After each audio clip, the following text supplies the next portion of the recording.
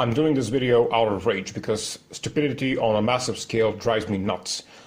The context of this would be that I, who am completely and unapologetically atheist, and cannot for a moment stand any retarded religious arguments, am also wildly in love with religious art. I'm an artist myself, and I tend to get inspired by religious images of mostly Catholic and Orthodox art, but also Muslim art and so on. Basically anything that gives me an artistic hard-on and fuels my drive to paint, I'll take it. And this is also the reason I tend to find pages online that exhibit this sort of art. And naturally, in such pages and groups, it's totally normal, natural, that I would see religious people with all their bullshit, and that's okay. I'm okay with just being there silently, waiting for the next cool icon post. I'm not reading into the long text posts, I don't get involved in the disputes, I only check out the pictures and sometimes the scriptures that they post. I love ancient history and literature, I love studying it and exploring it, so I visit such pages and groups, and I rather enjoy it. But until recently, I never realized that religious doctrines and preachings were taking on the veil of modern propaganda. Because of my interaction with these kinds of online societies, a few minutes ago I came across this specific website called Church Pop. Yes, Church Pop. And I had a look at the design, I had a look at the etiquette, I had a look at the reporting style and overall atmosphere of the website, and it struck me as something that would be close to a religious version of BuzzFeed. It then suddenly hit me. It hit me that religion is not something that would die out with the memory of medieval times. It struck me that maybe modern-day popular culture, as dumb as it is, would not wipe out the even more backward need of an organized religion.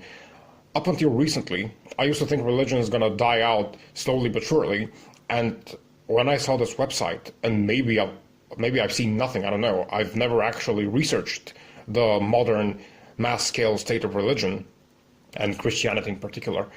But when I saw this website, it suddenly hit me that religion's trying to survive in modern times by transforming itself into something cool and sassy, kind of like what Donald Trump did to the image of the old polished politician.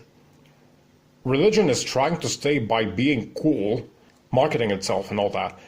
And this is understandable. I mean, every business and institution would do this to survive. But the thing is, with religion, I never realized that in the 21st century there would still be a whole lot of people who would buy this bullshit.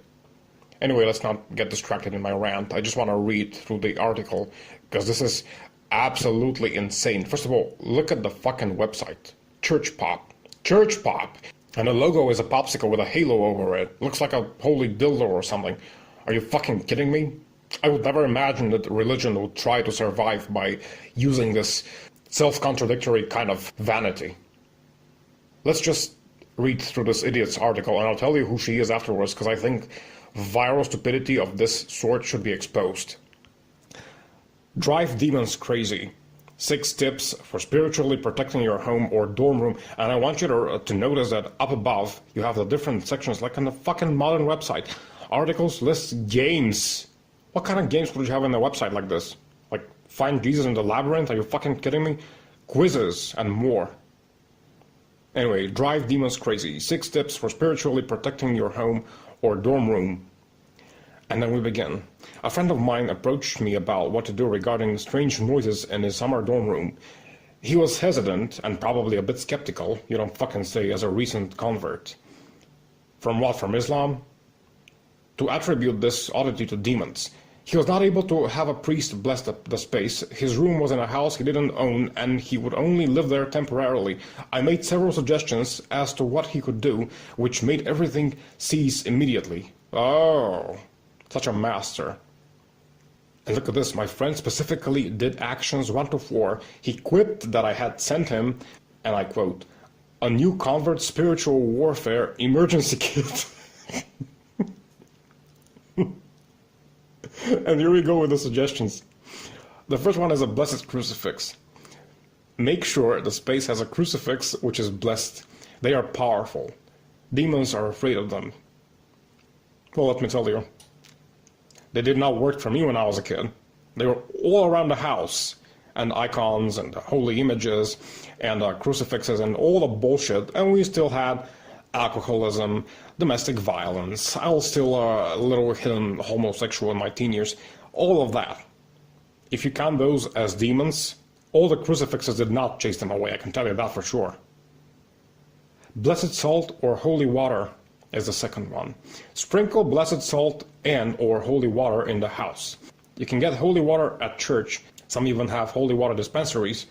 And any priest can bless salt or water for you. Oh, so any fucking idiot who studied theology could make a cup of, I don't know, water that's probably dirty, infectious or something.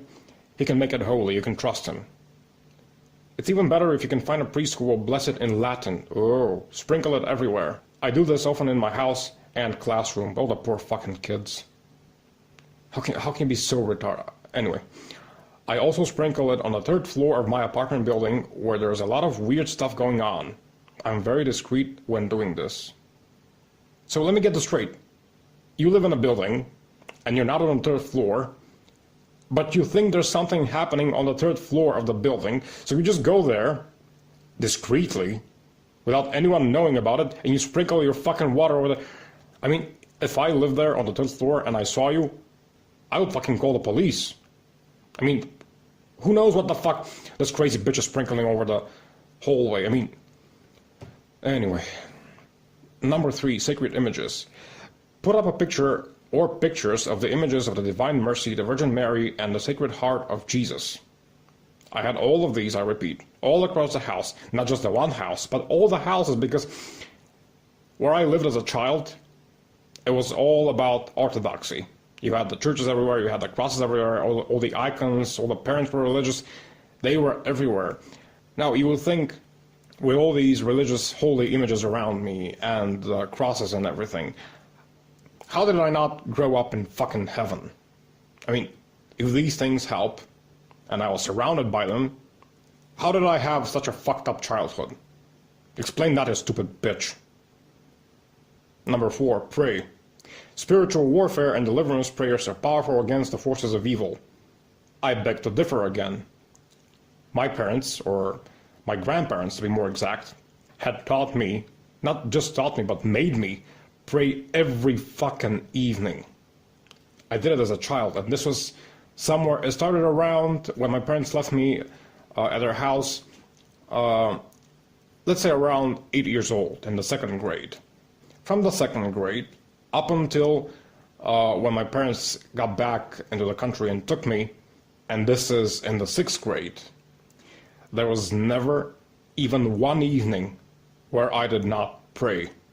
That's what I was taught to do. That's what I was afraid of not doing. You know what I mean? I was afraid that if I missed even one evening without a prayer, God will get angry at me and do something to me. So I prayed for a long time. Really, really long, and I really believed. That's the other thing. It's not like I was praying just out of fear. I was also praying because I was hoping. It was sincere belief and want for God to help me. I prayed every fucking evening to the point of having PTSD or whatever it's fucking called. Because in my teen years, it took me a very long time to let go of the fear that if I stopped praying, nothing would happen to me. I only got rid of this in high school.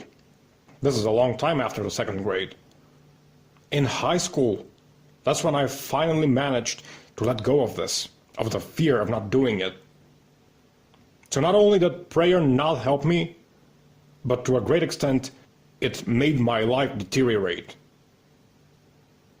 Number 5. Play Gregorian chant music. Now, I said in the beginning of this rant that I love religious art, and I do. And this includes the Gregorian chants. I fucking love them. They're just amazing. I listen to them every single day of my fucking life while I paint, while I work, anywhere I go. I have them on my fucking phone, and I listen to them. And they're beautiful. But at the end of the day, it's just music. It's art. It does nothing of the sort that she's suggesting in the stupid article. And she says, the demonologist Adam Bly recommends the chant be from an actual religious order and not a professional choir. I'd like to ask her, how would she define an actual religious order? What is one that's not actual? Anything but her order? Home enthronement to the Sacred Heart of Jesus and Immaculate Heart of Mary. If this is your home or apartment, consecrate the place to the Sacred Heart of Jesus and the Immaculate Heart of Mary. You will need pictures of both. They do not have to be expensive. The consecration can also be done when the priest comes to bless your home, preferably in Latin. Well, why is that? I would like to ask this dumb idiot, what difference does it make if it's in Latin or in any other fucking language? Does God have an aesthetic preference to Latin? Does he get mad if you don't learn some ancient language for personal communication with him? And the most important action you can take is to get your space blessed by a priest. But if and when you are not able to do so for whatever reason, the above actions help tremendously. Do they? Do they, you dumb... okay, so we got to the end of the article, and this woman is called Simone Raskalach. Notice her second name, Raskalach. Isn't that ironic? Simone teaches high school seniors moral theology and church history. Now, this is one of the greatest contradictions that I've seen in life generally. How can someone be a teacher and a student of church history, religious history, and also be religious?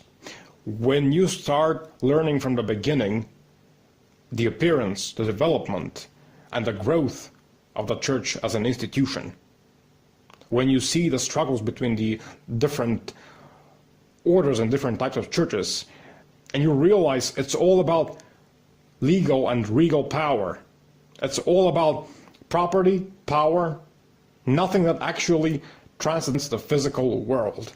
How can you be an expert in church history and be religious? This is just baffling to me, because I've seen this with many people. I have historians that I love, I absolutely love them, professors of history, who wrote out the most amazing history books about the church, about the Byzantine Empire and so on and so on. And they're religious. I cannot, for the life of me, explain this bullshit. Anyway, so she earned her graduate degree in theological studies with an emphasis in systematic theology from Christendom College. Whoa, that might be the best one. She blogs at www.culturalgypsy.com. Oh, how could you not go to this website once you hear the fucking name? Well, it makes me cringe so much that I just want to... And then look at the fucking suggestions down below for similar articles. A concerned mother's plea to mass goers. Contagious sick person, please stay home. The true meaning of Lent, hilariously explained by this Catholic comedian. I'm sure it's fucking hilarious. Dumbass.